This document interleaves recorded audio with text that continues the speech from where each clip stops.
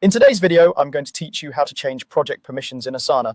Managing who can do what in your project is essential for keeping work organized and secure, and Asana makes this quick once you know where to look. To get started, open the project where you want to adjust access, make sure you're in the correct workspace or organization, and that you have the right level of authority on the project, typically as an owner or someone with manage access. It doesn't matter if you're in list board or calendar view, the process is the same. Look to the top right corner of your project and click the Share button.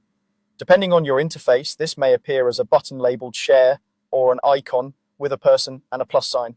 Clicking it opens the sharing panel where you can see who currently has access and at what level. Now, find the specific member or team whose access you want to change. You can scroll through the list or use the search field to quickly locate a person by name. If your project is shared with an entire team, that team will also appear in this panel. Take a moment to confirm you've selected the correct person or group. If there are similar names, look at profile images or job titles to be sure you're updating the intended entry. Next, click their current role, which might read something like editor, commenter, or viewer. This label is interactive and opens a small menu with the available permission levels for your plan.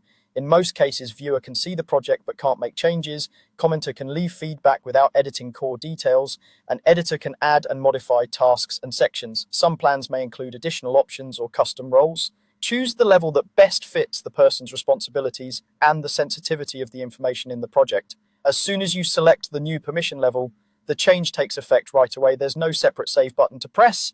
If you ever need to revert or fine-tune access again, simply return to the Share panel and repeat the same steps. It's a good practice to periodically review this list to ensure everyone has the minimum access they need, especially when team members change roles or projects evolve. That's all there is to it. Open the project, click Share, find the right member or team, tap their current role, and select the permission level that fits. Thanks for watching, and keep your projects running smoothly by keeping permissions aligned with your workflow.